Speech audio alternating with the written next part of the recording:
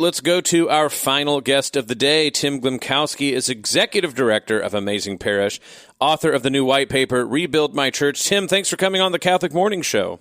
Thanks for having me, Bo. Good to be here. Wonderful to have you with us. So tell people who aren't familiar, maybe a little bit about Amazing Parish, and then we can get into the white paper.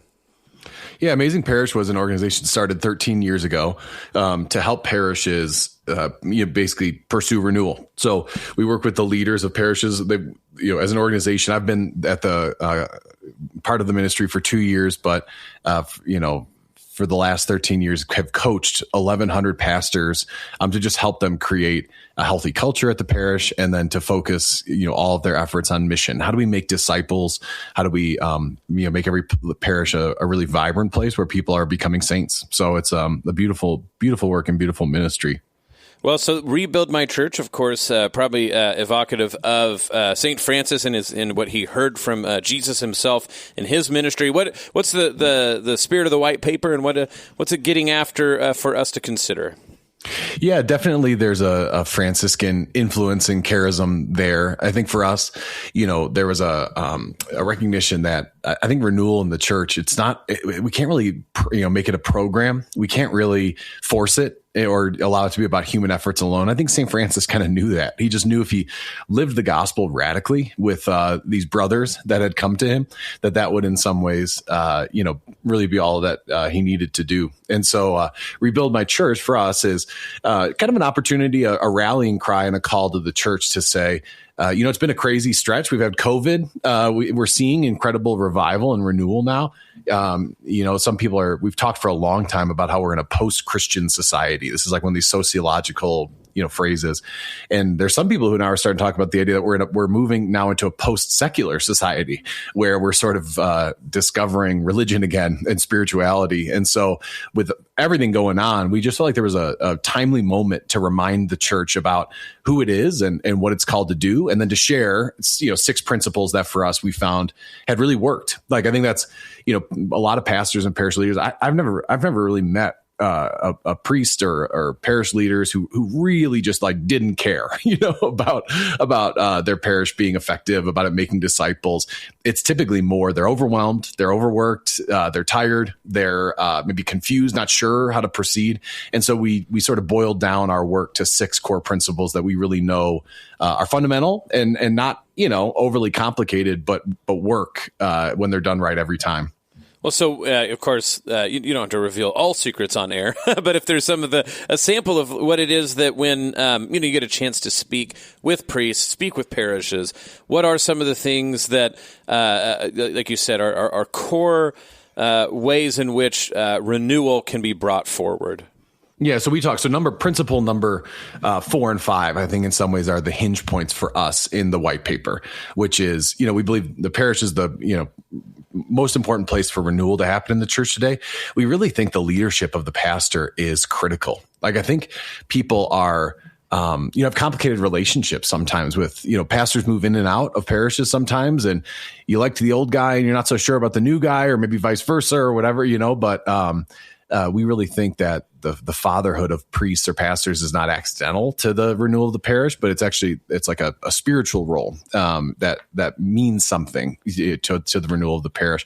But those pastors, sadly, many of them, I just saw a post on X last night that was, someone sharing a Facebook post from a parish in rural Missouri somewhere.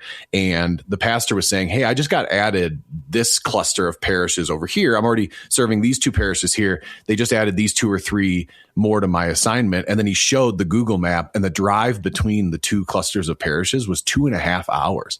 2.5 hours. So he was saying like, hey, gas cards would be great if you could help, so I can make sure I can minister to these places. But he said, can we really pray for vocations? And so I think that's the reality that not a lot of people are aware of, is we have fewer and fewer priests to serve the same amount of parishes, the same amount of infrastructure in the church. And it's really causing burnout to the point that what we say is every priest to lead effectively, especially to lead change, especially to lead renewal, needs a team, needs to be able to build a team of lay people around him that are collectively accountable with him for the results of the entire parish. And that's the thing when we talk to priests where they'll say, hey, this really helped our parish and all these great things are happening. And we're seeing these, tons of new people in OCS or more people at mass or whatever. And then they'll kind of whisper us and they'll say like, hey, this saved my priesthood.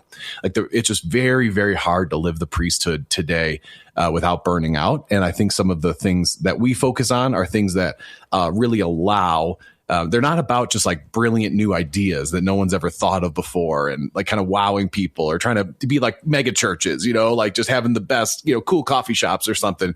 It's really more just about how do we live faithfully to the gospel. But that, because of what the structure of the parish is, that's harder than it should be in our current context. So that's, probably to pull back the curtain a little bit, if I'm being honest. Yeah, well, I got a chance to read, so Archbishop Moth, who's the new Archbishop of Westminster in UK, which can sound very far away from this, but they asked him about, how do you do church now that you have fewer priests? And he reminded people what I thought was very interesting. He goes, there's a real way in which in the 20th century, we all nearly worldwide got spoiled because there was a huge influx of seminarians and then the priests. And so what you start to see in the UK is what he was talking about, but America very particularly, is we had so many priests that we started assigning things within the parish as jobs for priests to do because like priests would have there'd be a parish with like 5 priests.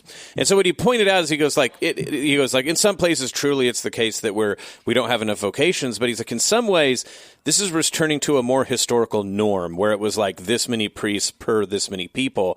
And what I find interesting about this, when you start talking about leadership teams and leadership as a team sport, there really is a way that some things that the parish has always done actually used to be more done by lay people, not in a sort of bid to like show power or, to democratize, but that there really was this idea that priests have very specific things to do that only they can do, and that the parish itself and its laity could take on a leadership role. So I wonder if that's what you start to see in, walking alongside priests in these conversations that you have, that maybe that is the way forward, is to think about how priests get to do what priests alone can do, and the laity start to, again, maybe like take on a more mature role precisely in that leadership team model. Yeah, I mean, we had an abundance of priests and women religious in the United States of America in the middle half of the 20th century. And we built all of our infrastructure for that, all of our Catholic schools and all of our parishes. So we will have to wrestle with the reality that that's not the case anymore. And I think there's beautiful efforts. We just did Called by Name here in the Archdiocese of Denver, and it's really been fruitful for helping guys consider the seminary. At the same time, exactly to your point, which is, I mean, the first reading today at Mass, right, is like, talking about Stephen, who in the Acts of the Apostles, one of the first things that happens is the presbyters realize that their job is to be priest, prophet, and king, to stand at sacrifice, to preach the gospel, and then to have governance and authority, right? And not to do everything that sort of normal, course of parish life requires. And so, yeah, we have to find ways for priests to do more of what they're meant to do, which includes governance. It includes leadership. It's not like, they should just be like, you show up and do the sacraments, right, and then we, the lay people, will run this whole thing. Like, we want them to lead, but no CEO of a company does, like the books. Like, that's just not, or does it, like, there's so many, we've built the whole thing in a way that, and it's just going to require change, and it's going to be uncomfortable.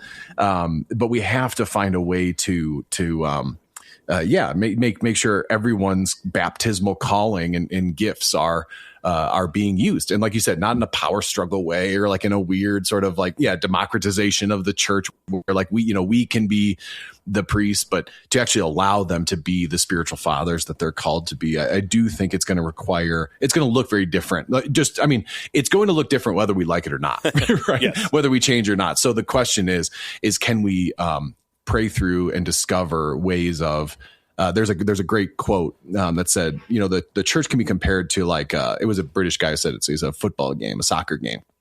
He said it's 11 people desperately in need of rest being watched by 90,000 people desperately in need of exercise, and I think that's really true.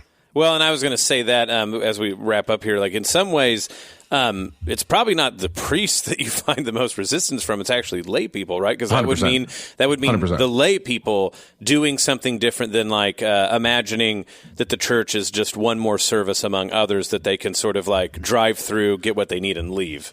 Yeah, it is. It's a consumerism that we fall into as a laity, and it's well intentioned, right? We want to be fed. The world is hard. It's hard to be holy. Like we want to come to a place and be kind of poured into, and we want the church to be that sometimes. But I think the call of the gospel, the demands of the gospel are in losing your life, you'll find it, and I think that's absolutely. The priests know. The priests are very aware. They don't want. They know something needs to change, and they're very willing to do hard things to see that change. The lay people want things to be exactly as they were 30 years ago, and that's the biggest challenge for sure. In this last minute, then, the hope is, of course, right, that so many things are changing in the world that at some point everyone will have to admit that things can't change, can't really stay the same, except for, of course, the truth of the gospel. And it seems that might be what you guys really want to push to, right, is by becoming a more missionary church, we realize that the gospel stays the same, and it's other things that can change to adapt towards that missionary spirit. Exactly. Yeah, I think it's really tempting to see renewal as like we need to tweak this thing or this program, or we need to do, to have this structure be slightly differently or something, like use these kind of best practices or ideas from like change management from the business world.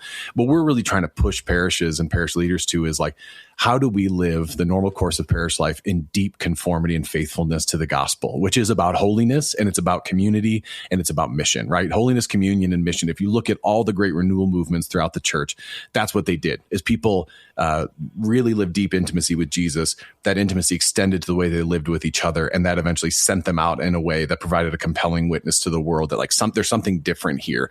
There is no other path in 2,000 years of church history for what actually brings about renewal of the church. So that's what we're praying for, and we're seeing it.